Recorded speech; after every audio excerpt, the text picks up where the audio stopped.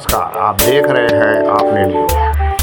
Iran America युद्ध की वजह से भारत में अनिश्चितता बनी हुई है। आदरणीय अध्यक्ष महोदय,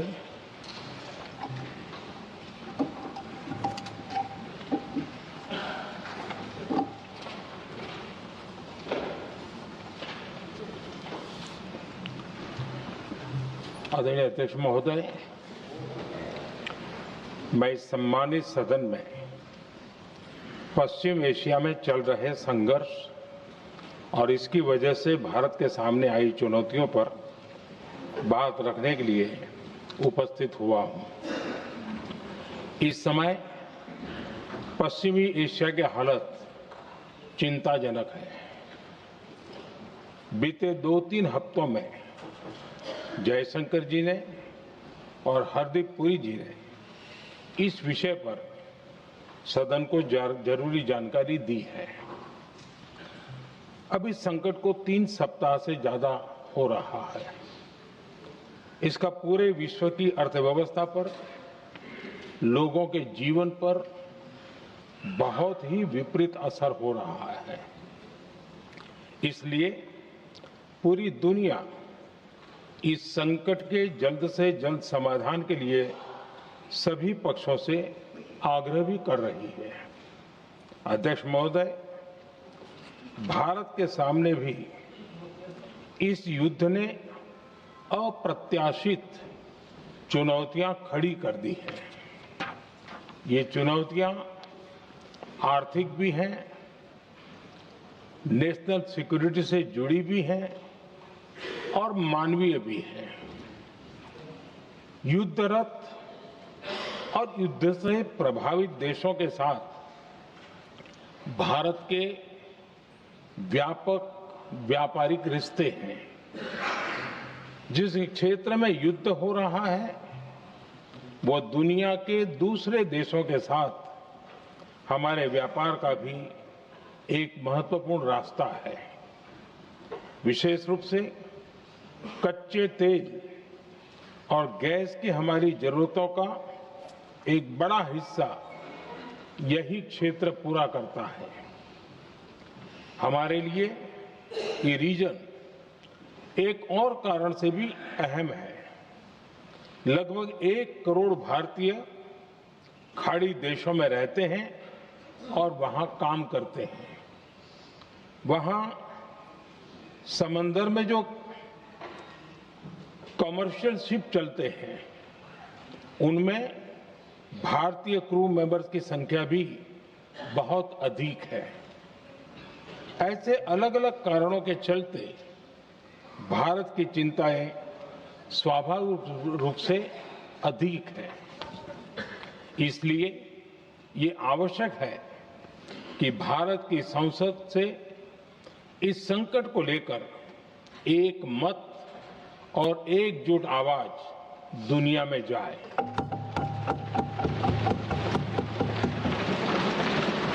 अध्यक्ष जी, जब से ये युद्ध शुरू हुआ है तब से ही प्रभावित देशों में हर भारतीय को जरूरी मदद दी जा रही है।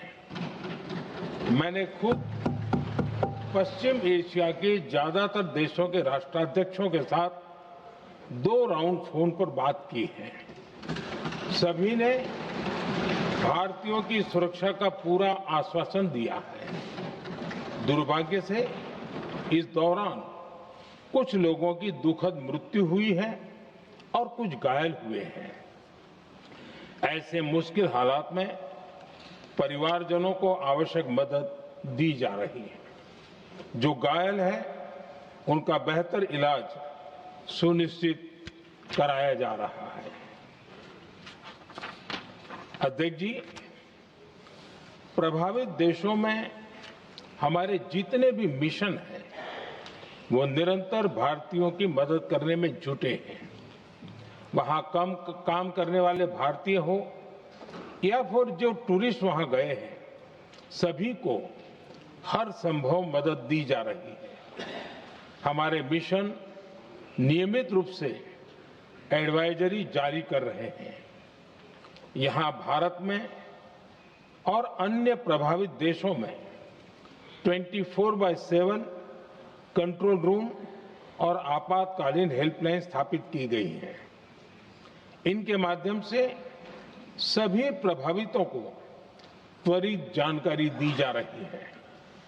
अध्यक्ष जी, संकट की स्थिति में देश विदेश में भारतीयों की सुरक्षा हमारी बहुत बड़ी प्राथमिकता रही है। युद्ध शुरू होने के बाद से लेकर अब तक 3,75,000 से अधिक भारतीय सुरक्षित भारत लौट चुके हैं। ईरान से ही अभी तक लगभग 1,000 भारतीय सुरक्षित वापस लौटे हैं। इनमें 700 से अधिक मेडिकल की पढ़ाई करने वाले युवा हैं। खाड़ी देशों में भारतीय स्कूलों में हजारों विद्यार्थी पढ़ते हैं। सीबीएसई ने ऐसे सभी भारतीय स्कूलों में होने वाली कक्षा 10वीं और 12वीं की निर्धारित परीक्षाओं को रद्द कर दिया है। इन बच्चों की पढ़ाई निर्बाध चलती रहे, इसके लिए सीबीएसई उचित कदम उठा रही है। यानी सरकार संवेदनशील भी है, सतर्क भी है और हर सहायता के लिए तत्पर भी है। माननीय अध्यक्ष जी, भारत में बड़ी मात्रा में कच्चा तेल, गैस और फर्टिलाइजर जैसी अनेक जरूरी चीजें हॉर्मुज स्ट्रेट के रास्ते से आती हैं। युद्ध के बाद से ही हॉर्मुज स्ट्रेट में जहाजों का आना जाना बहुत चुनौतीपूर्ण हो गया है। बावजूद इसके हमारी सरकार का ये प्रयास रहा है कि पेट्रोल, डीजल और गैस की सप्लाई बहुत ज्यादा प्रभावित न हो। देश के सामान्य परिवारों को परेशानी भी कम से कम हो, इस पर हमारा फोकस रहा है। हम सभी जानते हैं, देश अपनी जरूरत की 60% एलपीजी आयात करता है। इसकी सप्लाई में अनिश्चितता के कारण सरकार ने एलपीजी के डोमेस्टिक उपयोग को प्राथमिकता दी है। साथ ही एलपीजी के देश में ही उत्पादन को भी बढ़ाया जा रहा है।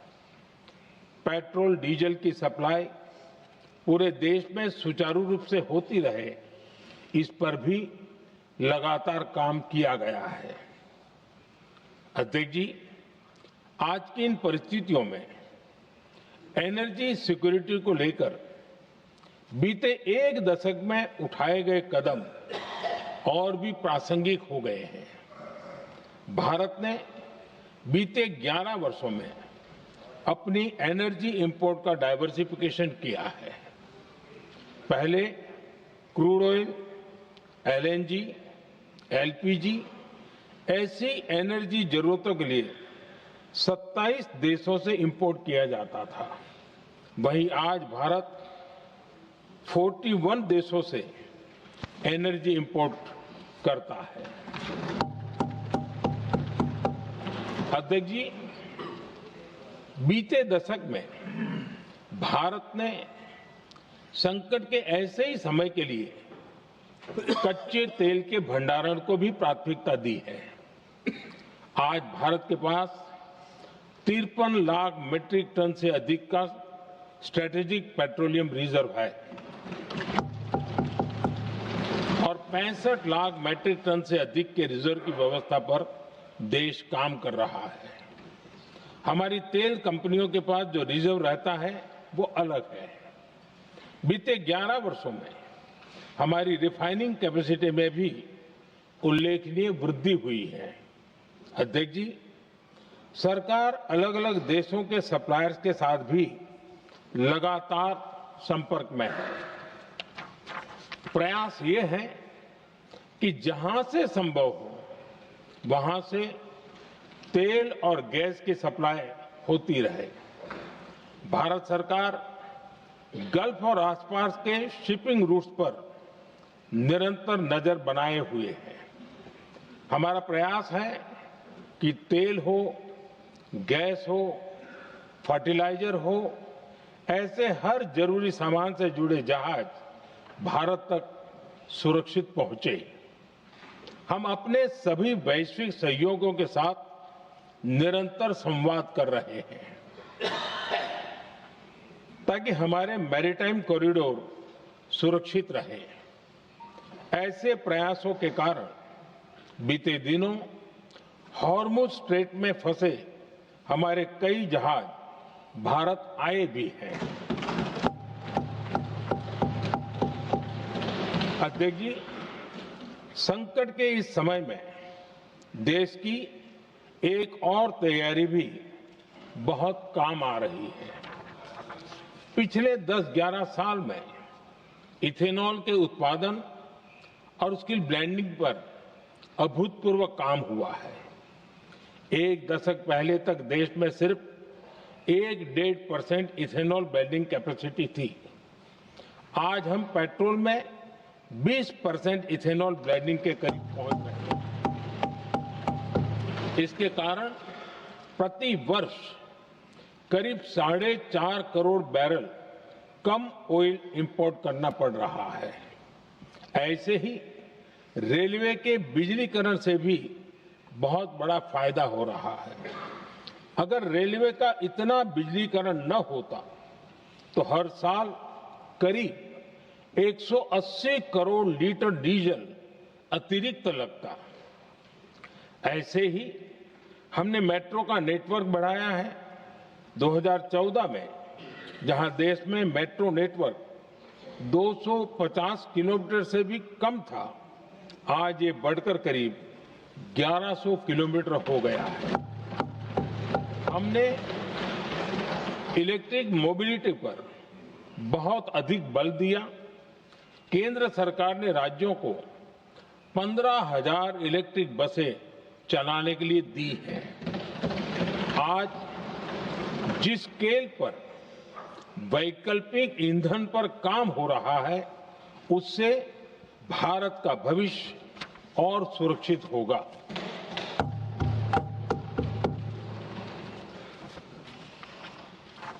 आदरणीय अध्यक्ष जी, हम जानते हैं कि एनर्जी आज इकोनॉमी की रीढ़ है और ग्लोबल एनर्जी नीड्स को पूरा करने वाला एक बड़ा सोर्स वेस्ट एशिया है। स्वाभाविक है कि दुनिया भर की अर्थव्यवस्था वर्तमान संकट से प्रभावित हो रही है और भारत पर इसका कम से कम दुष्प्रभाव हो, इसके लिए निरंतर प्रयास किए जा रहे हैं। सरकार इसके शॉर्ट टर्म, मीडियम टर्म और लॉन्ग टर्म ऐसे हर असर के लिए एक रणनीति के साथ काम कर रही है। आज भारत की इकोनॉमी के फंडामेंटल्स मजबूत है। इससे भी देश को बहुत मदद मिली है। हम हर सेक्टर के स्टेक होल्डर्स के साथ चर्चा कर रहे हैं। जहां भी जरूरत है उस सेक्टर को आवश्यक सपोर्ट दिया जा रहा है। भारत सरकार ने एक इंटर मिनिस्ट्रियल ग्रुप भी बनाया है। ये ग्रुप हर रोज मिलता है और हमारे इंपोर्ट एक्सपोर्ट में आने वाली हर दिक्कत का आकलन करता है और ये ग्रुप आवश्यक समाधान पर भी निरंतर काम करता है। मुझे पूरा भरोसा है कि सरकार और इंडस्ट्री के साझा प्रयासों से हम परिस्थितियों का बेहतर सामना कर पाएंगे। माननीय अध्यक्ष जी, एक बड़ा सवाल ये है कि युद्ध का खेती पर क्या प्रभाव होगा। देश के किसानों ने हमारे अन्न के भंडार भर रखे हैं, इसलिए भारत के पास पर्याप्त खाद्यान्न है। हमारा ये भी प्रयास है कि खरीफ सीजन की ठीक से बुआई हो सके। सरकार ने बीते सालों में आपात स्थिति से निपटने के लिए खाद की पर्याप्त व्यवस्था भी की है। अतीत में भी हमारी सरकार ने दुनिया के संकटों का बोझ किसानों पर नहीं पड़ने दिया था। कोरोना और उस समय के युद्धों के दौरान उस समय भी ग्लोबल सप्लाई चेन में डिस्टरप्शन आ गई थी। दुनिया के बाजार में यूरिया की एक बोरी 3,000 रुपये तक पहुंच गई, लेकिन भारत के किसानों को वही बोरी 300 रुपये से भी कम कीमत में उपलब्ध कराई गई। अध्यक्ष जी, देश के किसानों को इस प्रकार के संकटों से बचाने के लिए भी बीते वर्षों में अनेक कदम उठाए गए हैं। पिछले एक दशक में देश में 6 यूरिया प्लांट शुरू किए गए हैं। इससे सालाना 76 लाख मैट्रिक टन से अधिक की यूरिया प्रोडक्शन कैपेसिटी जुड़ी है। इस दौरान डीएपी और एनपीकेएस जैसी खाद का घरेलू उत्पादन भी करीब 50 लाख मैट्रिक टन बढ़ाया गया है। इतना ही नहीं, तेल और गैस की तरह खाद के आयात को भी डाइवर्सिफाई किया गया है।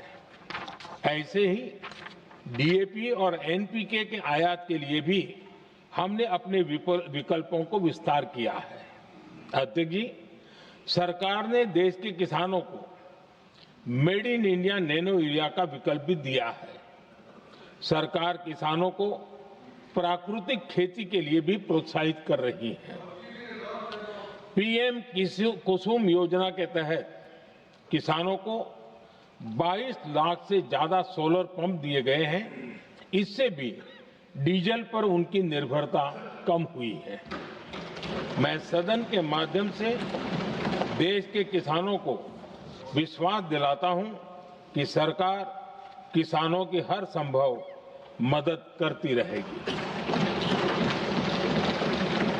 आदरणीय अध्यक्ष जी, युद्ध का एक बहुत बड़ा चैलेंज ये भी है कि भारत में गर्मी का मौसम शुरू हो रहा है। आने वाले समय में बढ़ती गर्मी के साथ बिजली की डिमांड बढ़ती जाएगी। फिलहाल देश के सभी पावर प्लांट्स के पर्याप्त कोल स्टॉक्स उपलब्ध है। भारत ने लगातार दूसरे साल 100 करोड़ टन कोयला उत्पादन करने का रिकॉर्ड बनाया है। पावर जनरेशन से लेकर पावर सप्लाई तक के हमारे सभी सिस्टम की निरंतर मॉनिटरिंग भी की जा रही है और सरकार की तैयारियां उसको रिन्यूएबल एनर्जी से भी मदद मिली है। बीते दशक में रिन्यूएबल एनर्जी की तरफ देश ने बड़े कदम उठाए हैं। आज हमारी total installed power generation capacity का आधा हिस्सा रिन्यूएबल सोर्स से आता है। हमारी कुल रिन्यूएबल क्षमता आज 250 गीगावाट के ऐतिहासिक आंकड़े को पार कर गई है। बीते 11 वर्षों में देश ने अपनी सोलर पावर कैपेसिटी करीब 3 गीगावाट से बढ़ाकर 140 गीगावाट तक पहुंचाई है। बीते वर्षों में देश में करीब 40 लाख रूफटॉप सोलर लगे हैं। इसमें पीएम सूर्यघर मुफ्त बिजली योजना से भी लोगों को काफी मदद मिली है। गोवर्धन योजना के तहत देश में आज 200 कॉम्प्रेस बायोगैस प्लांट भी काम करना शुरू कर चुके हैं। ये सारे प्रयास आज देश के बहुत काम आ रहे हैं। सरकार ने भविष्य की तैयारी और बढ़ाते हुए शांति एक्ट माध्यम से देश में न्यूक्लियर एनर्जी के उत्पादन को भी प्रोत्साहित किया है। कुछ ही दिन पहले small hydro power development scheme को भी हरी झंडी दी गई है, जिससे अगले 5 वर्षों में 1500 मेगावाट नई हाइड्रो पावर कैपेसिटी जोड़ी जाएगी। आदरणीय अध्यक्ष जी, जहां तक डिप्लोमेसी की बात है, भारत की भूमिका स्पष्ट है। शुरुआत से ही हमने इस संघर्ष को लेकर अपनी गहरी चिंता व्यक्त की है।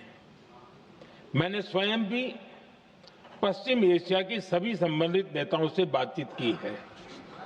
मैंने सभी से तनाव को कम करने और इस संघर्ष को खत्म करने का आग्रह किया है। भारत ने नागरिकों, एनर्जी और ट्रांसपोर्ट से जुड़े इंफ्रास्ट्रक्चर पर हमलों का विरोध किया है। कमर्शियल जहाजों पर हमला और हॉर्मुज स्ट्रेट जैसे अंतर्राष्ट्रीय जलमार्ग में रुकावट अस्वीकार्य है। भारत डिप्लोमेसी के जरिए युद्ध के इस माहौल में भी भारतीय जहाजों के सुरक्षित आवागमन के लिए निरंतर प्रयास कर रहा है। अध्यक्ष महोदय, भारत हमेशा से ही मानवता के हित में और शांति के पक्ष में अपनी आवाज उठाता रहा है। मैं फिर कहूंगा कि बातचीत और कूटनीति ही इस समस्या का समाधान है। हमारे हर प्रयास तनाव को कम करने, इस संघर्ष को समाप्त करने के लिए है। इस युद्ध में किसी के भी जीवन पर संकट मानवता के हित में नहीं है। इसलिए भारत का प्रयास सभी पक्षों को जल्द से जल्द शांतिपूर्ण समाधान के लिए प्रोत्साहित करने का है। अध्यक्ष जी,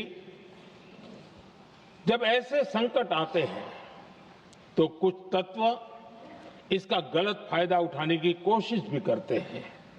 इसलिए कानून व्यवस्था सुनिश्चित करने वाली सभी एजेंसियों को अलर्ट पर रखा गया है। कोस्टल सिक्योरिटी हो, बॉर्डर सिक्योरिटी हो, साइबर सिक्योरिटी हो, स्ट्रेटेजिक इंस्टॉलेशंस हो, सबकी सुरक्षा को और मजबूत किया जा रहा है। अध्यक्ष जी, इस युद्ध के कारण दुनिया में जो कठिन हालात बने हैं, उनका प्रभाव लंबे समय तक बने रहने की आशंका है। इसलिए हमें तैयार रहना होगा, हमें एकजुट रहना होगा।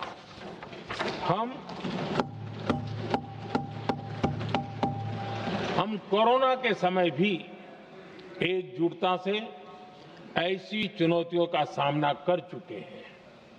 अब हमें फिर से उसी तरह तैयार रहने की आवश्यकता है। धीरज के साथ, संयम के साथ, शांत मन से हमें हर चुनौती का मुकाबला करना है और यही हमारी पहचान है, यही हमारी ताकत है। और हां, हमें बहुत सावधान और सतर्क भी रहना है। हालात का फायदा उठाने वाले झूठ फैलाने का प्रयास करेंगे। ऐसे लोगों की कोशिशों को सफल नहीं होने देना है। मैं देश